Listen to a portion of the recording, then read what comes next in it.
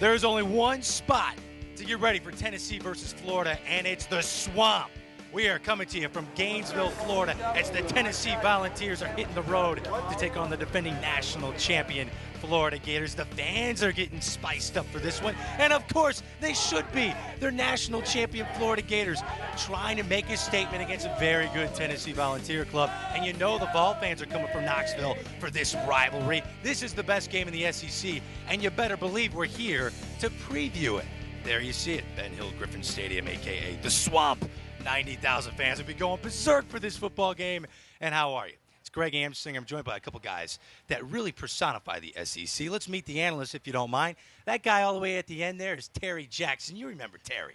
Back in 1996, he was the guy that flipped into the end zone for the Florida Gators after a 50-yard touchdown run against Florida State in the national championship game. This guy did it all. He was a great student. He was an all-academic All-American. The guy was really fun to watch in Gainesville. He's a local hero. People love him, and you know David Pollock.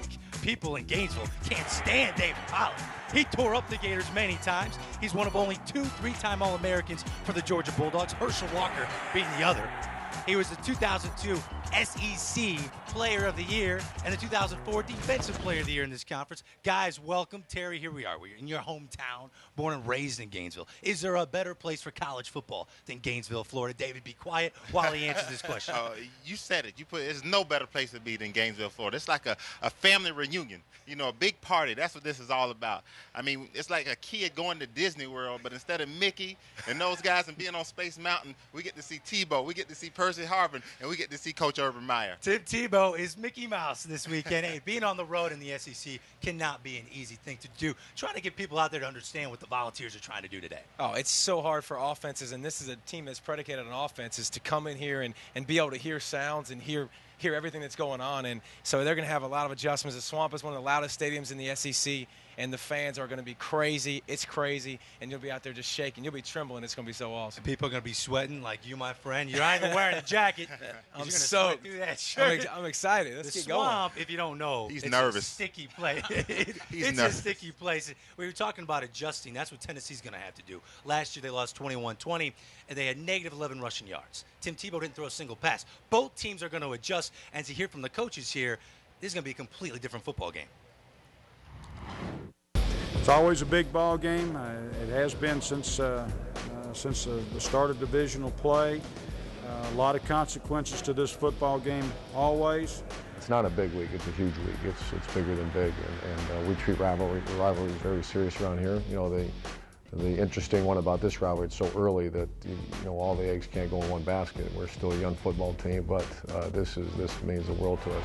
Their offense centers around their outstanding quarterback, Tebow, and he is a real special football player. A big guy that can run and throw it, and we'll certainly have to do a good job with him. It's so exciting to start off the conference and play a game like Tennessee, a rival, and a game that you dream of playing in. You grow up watching. It's just so exciting, and there's a different feel this week. This guy's big and strong and fast, and obviously really a bright young man, and presents a different kind of challenge, but it's one that we look forward to. 2 of the top 3 quarterbacks in the SEC, in my opinion, will face off. Andre Woodson of Kentucky being the other one. Tim Tebow, a statement game in a way for him, right, Terry? What do you think he's going to do? Definitely. I'm just going to be just like the rest of the fans. Tebow. Get excited about this guy. But this is a game that's going to be a statement game for him. He's his coming out show. He's had 2 great games. People question whether he could pass the ball. They saw that he could, but this is the game against a great team, a good team. The defense is struggling a little bit, but this will be his coming out show. How he's able to handle adversity when it happens will tell the tale of what's going to happen with Tebow. Tebow hasn't really been battle tested. First 2 weeks, not the best of competition for the Florida Gators, while Eric Ainge has actually played some good teams. 2 good teams. I think Southern Miss was a good team that's underrated big time, and Cal, obviously, everybody knows, is a top 5 team.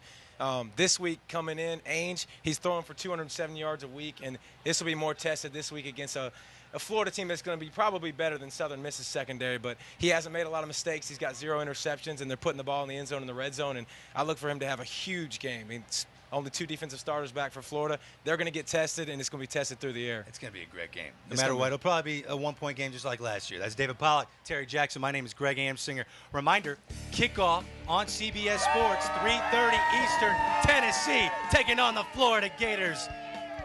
Watch it.